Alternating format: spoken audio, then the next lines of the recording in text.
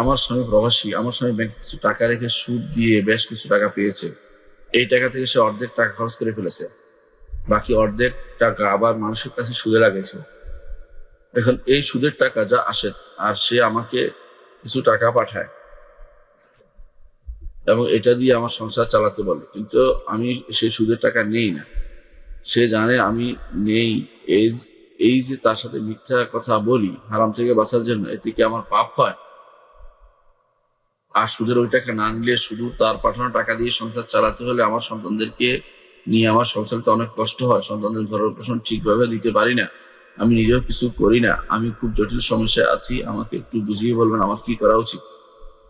স্বামীকে হারানোর ব্যাপারে বুঝালেও সে রাগ করে এবং বুঝতে চায় না। আপনি একটু জটিল সমস্যা আছেন, কোনো সন্দেহ নেই।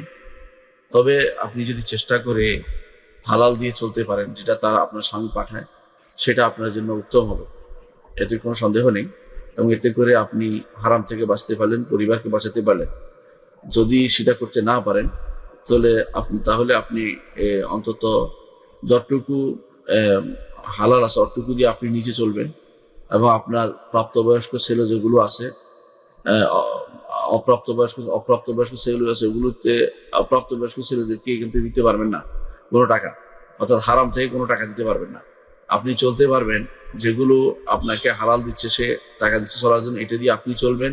আর প্রাপ্তবয়স্ক ছেলেরা এটা দিয়ে চলতে পারবে।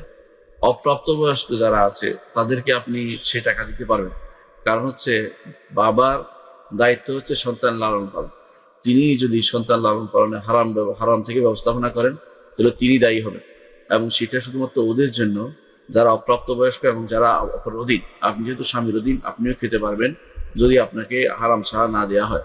তার হারাম হলো আপনার হারাম হবে না, হ্যাঁ আপনার গুনাহ হবে না। তাকে বোঝানোর চেষ্টা করুন, তাহলে ভালো। আপনি বলছেন যে বোঝানো সে বুঝে না, এজন্য সে দায়ী হবে।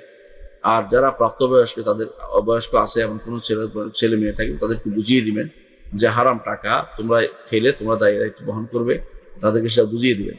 এবং যদি তারা নিজস্ব পায়ে দাঁড়াইতে পারে ভালো, যদি না এরকম বড় বা প্রাপ্তবয়স্ক ছেলে না থাকে, তাহলে আপনার স্বামী যদি সেই টাকা দিয়েও আপনাকে চালায়, আপনাকে নিতে পারবেন। এর জন্য আপনার স্বামী গুনাহগার হবে, আপনি গুনাহগার হবেন না। তবে আপনি চেষ্টা করবেন যতটুকু হালাল আছে ওইটুকু দিয়ে চলতে। বাকিটুকু এই যে আপনি এই হিলা করে না নেন, এটার জন্য আপনি গুনাহগার হবেন না।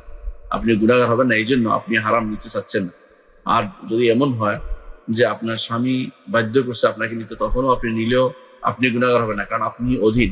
আপনাকে বিয়ে করার পর আপনার ভরণ পোষণ খরচ দেয়া, এটা তার দায়িত্ব। সে যদি হালাল থেকে দেয় সেটাও দেওয়া হবে, হারাম থেকে দিলে সেটা দেওয়া হবে। হারামের জন্য সে দায়ী হবে, আপনি দায়ী হবেন না।